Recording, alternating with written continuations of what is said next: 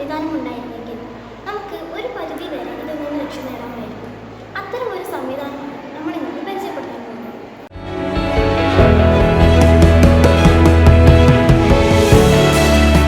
ഇതിൻ്റെ പ്രധാനപ്പെട്ട ഭാഗങ്ങളും ഇതിൻ്റെ പ്രവർത്തന രീതിയെ ഞാൻ പരിചയമാക്കി തരാം.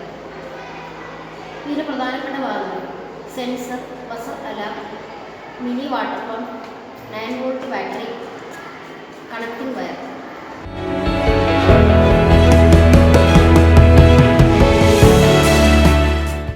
ഇതിൻ്റെ സെൻസറായി തിരഞ്ഞെടുത്തത് ചോക്കാണ്. തീപിടുത്ത സാഹചര്യങ്ങളിൽ ചോക്ക് ചൂടാവുകയും ഒരു സെൻസർ ആയി പ്രവർത്തിക്കുകയും ചെയ്യും. ഇതുമായി ബന്ധപ്പെട്ട ബസർ അലാം പ്രവർത്തിക്കുകയും എല്ലാവരും അറിയിക്കുകയും ചെയ്യും.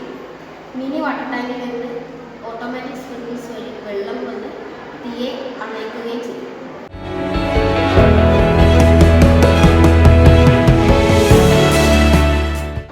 ആപത്തുഘട്ടങ്ങളിൽ നേരിയ തിരിച്ചറിയുന്നതിലേക്ക് അഗ്നിശമന സിസ്റ്റങ്ങൾ വളരെയധികം ആവശ്യമാണ്.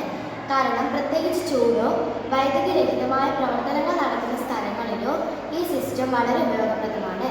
കാരണം ആ കെട്ടിടത്തിൽ തീ പിടിച്ചാൽ അതിലെ ആളുകളെ പെട്ടെന്ന് തന്നെ നമുക്ക് മാറ്റിപ്പാർപ്പിക്കാൻ സാധിക്കും. വലിയ തീപിടുത്തങ്ങൾ മൂലം സ്വത്തുക്കളും സാമ്പത്തിക നാശനഷ്ടങ്ങളും കുറേ ഉണ്ടാവും. അപ്പോൾ നമുക്ക് അതിൽ നിന്നൊരു രക്ഷ നേടാനായിട്ട് അഗ്നിശമന സിസ്റ്റങ്ങൾ ഉപയോഗിക്കാം.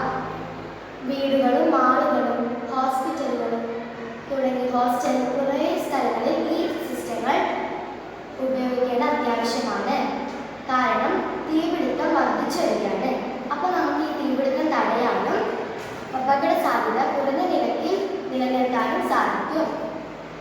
തുറന്ന ഓഫീസ്, അതുപോലെ ബിസിനസ് ഹാളുകൾ തുടങ്ങിയവരൊക്കെ നമുക്ക് ഈ സിസ്റ്റങ്ങൾ ഉപയോഗിക്കാം. തീ പിടിച്ച ഉടൻ തന്നെ സിസ്റ്റം പ്രവർത്തിച്ച് തീയെ നിയന്ത്രിക്കും.